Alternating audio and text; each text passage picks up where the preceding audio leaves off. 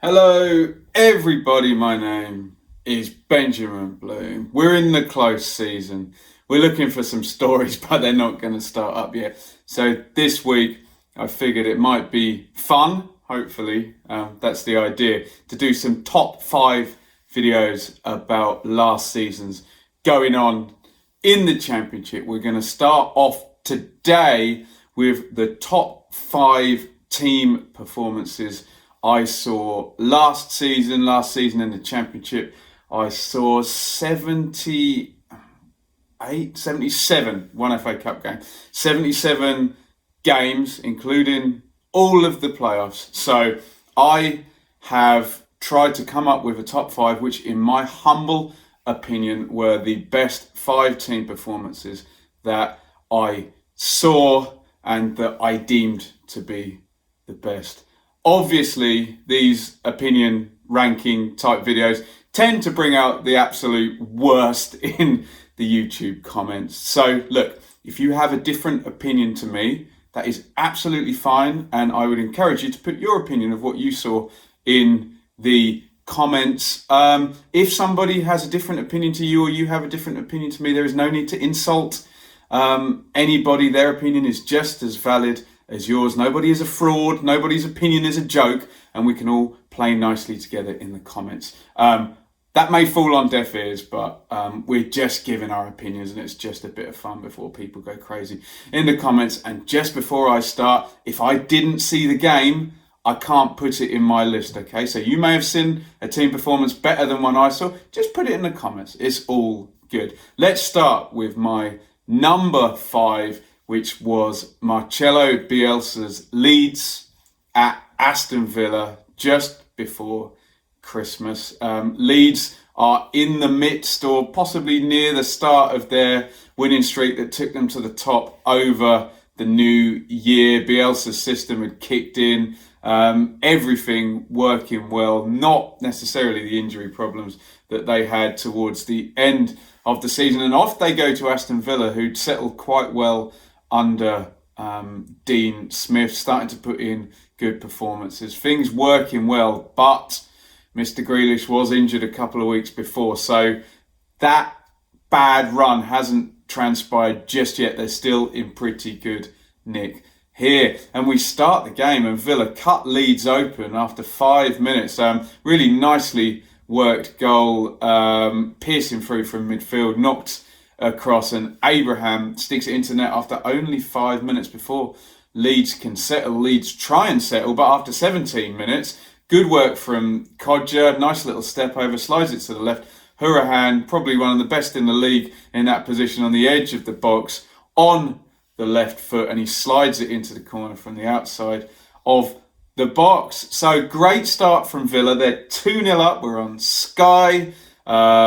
Just coming up to Christmas, like I said, everybody's watching, and Leeds are 2-0 down, but they keep pushing. Harrison has a good chance. I think Alioski gets forward well. The fullbacks keep pushing on. They keep turning the ball over, keep moving it, and you can see there's something in it for them. At half time, Bielsa brings in Jack Clark, who not only I'd never seen play, I'd never heard of. He's going to come on. He's going to play down the wing. Harrison comes off, and we get into the second half, and Clark, just brilliant goal on 56. Hernandez, typical, beautiful little sidestep and ball out to him. Clark engages the fullback, I think it must have been El Mohammadi, stands him up, comes inside, sticks it in the corner. My first look at Jack Clark, pretty impressive stuff from the youngster. And then on 61, Leeds get the equaliser there, pushing on. It's a great game, this. The corner goes in again from Hernandez. Up goes Big Janssen to stick that one into the net with the header. Leeds are pushing. It's a lovely open game. Neither side wants to sit back. They've come from 2-0 down. Up goes the stoppage time.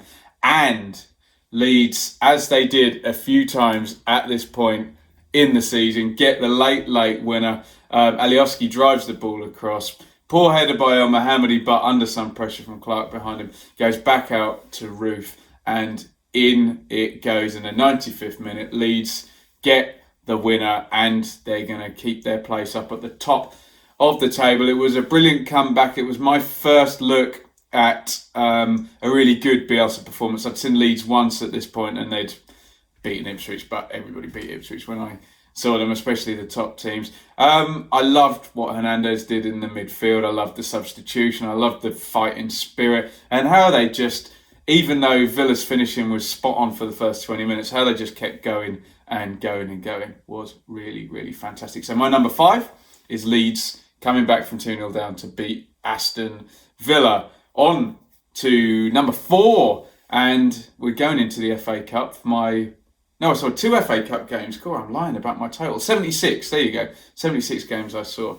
We're going into the FA Cup, and we're going for Barnet's 3-3 draw with Brentford. Obviously, given the money in the game over the last 10 years and also teams' attitudes to the FA Cup, it's very rare to get a minnow versus a bigger team where both sides are going for it, they both care, and there's actually stakes in the game. Well, there was in this one. Darren Curry is, I think, caretaker boss of Barnet at this point. They've had a manager sacked, and the one team who will kill you in the Championship will actually, obviously we saw Sheffield United and Norwich and the like, Leeds as well, I think, play reserve teams whilst they were at the top of the league.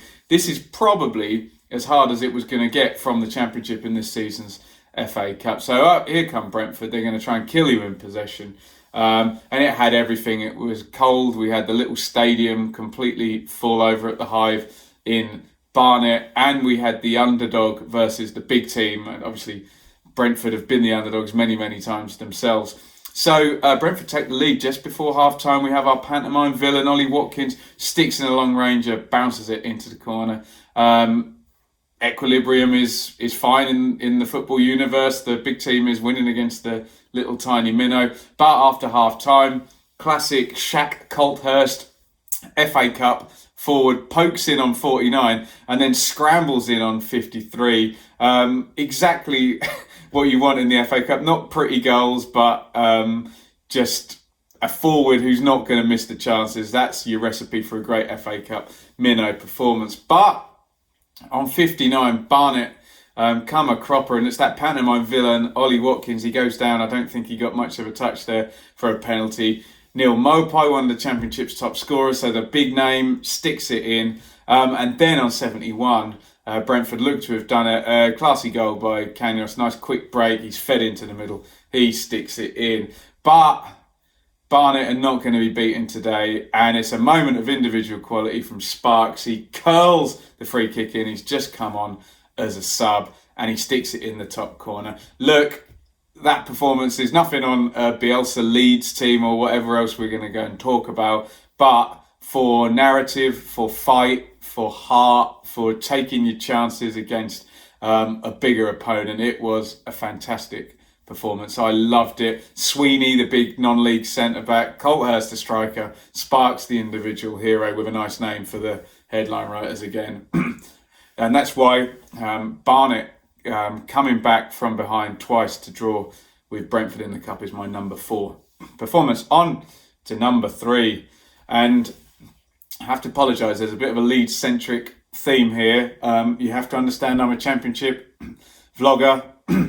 The spare game I get to go to when I'm not following Ipswich is often a Friday or a Sunday, and Sky put Leeds on a lot, so I see a lot of Leeds. But this is not Leeds who I'm going to credit for the performance. It's Sheffield United, because my number 3 is Leeds 0, Sheffield United 1. That titanic win. We'd got to the point in the season, 9 games to go. Norwich had already, they're in the midst of their 8-game winning streak. They'd already kind of made their sprint and got ahead. So it's a chase for second place. Leeds have got the second place spot. We've got an international break coming up as well. There's going to be 8 games to go after this. They're 2 points clear of Sheffield United. It is all set up for Leeds to take the home win the 6-pointer against the direct opponent, and give themselves a 5-point cushion for an 8-game run-in. This is the game where Leeds' collapse towards the end of the season really starts to happen, and it's a great performance by Sheffield United, who at every point during the season people expected to fall off. Here they come with their 3-5-2, but no number 10 in there. We had Mark Duffy going in there, Kieran Dowell going in there. But no, Chris Basham, the centre half, is going to take that position in midfield and be a stopper and a presser and a whatever else, as we'll find out in the second half of this game. This is not a dismemberment of Leeds. This is a calculated sit back. Do I want to say smash and grab? I'm going to say smash and grab in the nice way, but they play it absolutely beautifully, Sheffield United. First half, Hernandez is on it. Leeds are on it. The plan is to sit back, pull those wing backs back in. You've got your extra midfield man to stop getting moved about too much. A lot of space for Pablo. He's running it. There's chances, but they're half chances for Robertson, Bamford. Maybe Harrison arriving on the half volley, on the full volley actually, is the big-ish chance. But they defend well, Sheffield United, and as the half progresses, out they come. And Basham actually gets in behind on the counter, but has too many touches there. McGoldrick wins a header from a corner, and maybe a quarter chance there. But you can see the plan was survive the first 20 minutes, come out. In they go to the second half. Leeds come again. Leeds play well in this game. Roberts hits the post, but on 71 minutes, that big moment, that huge moment. Billy Sharp, he bullies Liam Cooper. He's so clever. He slides it, and here comes Chris Basham, the guy. The one tactical thing that Chris Wilder did, he comes through, he's had a little rehearsal of this in the first half, and he runs through and he slides it into the net. Probably the moment in the chase for second place. If you could boil it down to one moment, Chris Basham running through and sticking that one in at Ellen Road is the moment. And from that moment on, the atmosphere punctured, and Sheffield United see it out. Janssen gets hurt. He ends up going up front. And then in stoppage time, when you want to see it out, what's the best thing that can happen? You can either score a goal or a red card can happen. And Sharp goes through. Out comes Casilla, as we found out towards the end of the season that he likes to. And he takes out Sharp for the red card, and Leeds see it out. It was a pivotal moment. I don't know how many even Sheffield United fans gave them the chance there to turn up and win after Leeds had fudged big home games that may or may not be mentioned later in this video before. They turn up, they do the job. Brilliant team performance. Bit different than the other ones. We've had a comeback and a non-league team, but this is the fighting, defending, take your opportunity, take the 3 points and get out of dodge performance. Superb. Number 2, I'm so sorry, it's Leeds again. Leeds 2, Derby 0. When we're looking for an absolute outright massacre in my top 5, this is it. One team just blowing another team away. This is your one, okay? So it's January, I think 10th or 11th or something, fact check me on that. And we all know the prelude to this game is the guy getting caught at the training ground and the police taking him away. And then Bielsa, just before the game, just casually dropping in, oh yeah, I sent him. And by the way, I've sent people to every other championship training ground to have a little looky before. So everything's starting to kick off. The story actually gets more gravity after the game, but we know that it's a bit prickly between Lampard and Bielsa. But here come Leeds, and it's just an outright bombardment from the very beginning of the game. Jack Clark, who we mentioned in the number 5 performance, coming on and helping change that game, he starts this game, and he gives Leeds something they didn't have for a lot of the season, just another outlet of this incredible winger. So you've got kind of Hernandez over one side pulling strings, and then, where do you go? Where do you stop them? Andre Wisdom, literally from the start of the game, experienced player, just has an absolute horrible time trying to keep up with Alioski overlapping, and actually give a penalty early on in the game, which is overturned for a very dubious looking offside. So Leeds are at it right from the word go. They take the lead on 20. Clark obviously is the star of this performance. Stands up Craig Bryson, leaves him for dead, smashes the cross in. Kemar Roofe comes in. So you've got the key players working well, the scorer scoring. And it's just wave after wave. Derby have a couple of, Lawrence shanks one and Mount, but they're long range, quarter, eighth chances, not even half chances, let alone chances or big chances. Wisdom doesn't come out for the second half, as you can imagine. He's been run ragged and been booked. And straight after half time, Clark again, dazzling. He goes down the right, his cross is recycled, and Harrison taps it in. Continued dominance to the end. The best, certainly for maybe 25 minutes in that first half. Just mind-blowing football, the pace and the intensity of it. Sheffield United and Norwich did it more consistently and in a slightly different way, but absolutely breathtaking from Leeds in that performance. And with all the narrative around it and a young English player, the star of it, really, really great team performance. And we're on to number one, and you'll notice I haven't mentioned Norwich yet, but I've mentioned Leeds a lot. My number one team performance of the season is Leeds 1, Norwich 3. We spoke about Sheffield United, a couple of months earlier, or maybe even just a month or so earlier, 6 weeks, in February. Norwich turn up to Leeds. Leeds are top of the league, and it's a similar narrative. Leeds can press home their advantage. It's more difficult, a difficult challenge for Norwich to come to. Ellen Road, it's full. It's on Sky. It's Leeds. And Norwich are just at the end of a tricky run of games where we expected them to, have to fight back from maybe fourth or fifth place. But here come Norwich to Leeds. And if there was any doubt about their promotion credentials, there was not after this game. They really, really cement them. And it's just, I remember saying in my blog, it was just the perfect away performance. Norwich are going to sit in. Leeds are obviously going to charge from moment one. And they play the counter-attack absolutely beautifully. There's a nice little bit of space for the three off the front, Stiepermann, Hernandez and Buendia, who was brilliant in this game, to operate in. And they earn themselves a free kick early on. And what do you want in that cauldron? 5 minutes in, Vrancic, up he steps, pings the free kick in the top corner. I thought it was a muggy deflection to begin with, but if you actually look at the line of the ball, Casillas not getting it, whether it takes a deflection or not. So brilliant start for Norwich, and they fold back slightly, more defensive than we've seen them, but clear plan to just pick them off. The pressing is excellent from the Norwich midfielders. You've got Vrancic pulling the strings and Tribal as the defensive deep line midfielder, and they look quite comfortable. I mean, you can look at the stats, and Leeds have a reasonably high shot count, reasonably high pass count, but I don't remember Norwich being in too much trouble. A couple of breakaways where they really could have scored again. Stiepermann's in the box, too many touches there. Buendia gets in, poor finish from him after a superb dribble.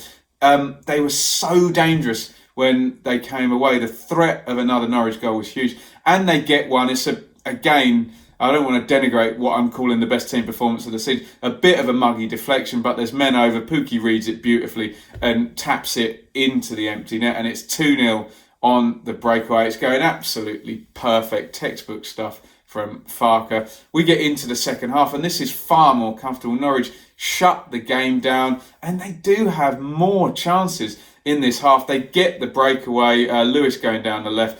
Vrancic puts it in, double nutmeg through the defender's legs and the keeper's legs, I think. And for all the goals were a little bit muggy, a couple of them. Honestly, I watched this back in preparation. They could have scored 6. Aarons as well, Hernandez. Aarons misses a sitter. He's right in the middle of the goal and drags it wide with his left foot. Hernandez could have been 4-1, 5-1, 6-1. Given the quality of the chances that Norwich produced in this game. Bamford heads one in on 91, I think, in stoppage time. There, hits the bar just before. So you would say maybe Leeds did deserve the goal on the day. But what a performance from Norwich. As I say, could have been 4-1, 5-1, 6-1. A beautiful mix of tactical aptitude to sit back at the right times. And we saw all season Norwich's ability to create chances was second to nobody, hence their goals count and the amount of chances they created in every game. They were such good value for this. And I sat agog because I was expecting to see Leeds go on and shoot off into the distance and maybe Norwich and Sheffield United duke it out, Middlesbrough, West Brom, for God's sake. But no, this was the moment where Norwich said, nope, we're the best team in the league, and off we go. And that is my number one performance. Remember, this is an opinion video, so I know I can't prevent people saying mean or silly things in the YouTube comments. I do encourage you to comment with your opinion, and that's what it is. This is my opinion. Please don't have a go at me for anything I've said. It's a bit of fun. It's just an opinion. Your opinion is allowed to be different, and please pop it down in the comments. I'm not a joke. I'm not a fraud. I'm not anti-Leeds for having... This is just what I've seen this season, and it's been a great season. I've seen some great team performances, so it would be lovely if for once on an opinion piece we could keep the comments positive and not what about. Please put your opinion in, but no need for the insults that we've had before on the channel. I'm going to do a few more of these this coming week, so also not only put your comments in for the best team performances you saw, preferably your top 5 if you've got an opinion about it. Remember, I've seen every team. A lot of supporters have only seen one team, so maybe I have a more universal view than some people. Maybe some club biases do come into the comments, but hey, I'm inviting people to comment so I know what I'm getting myself in for here. Also, put your ideas in for other top 5 videos and I'll try and get them done throughout the week. Obviously hit the subscribe button, follow me on Twitter at Benjamin Bloom, and hit the bell for regular updates of my videos. Thank you for watching. I'm going to go and hide before the comments start coming in. See you soon.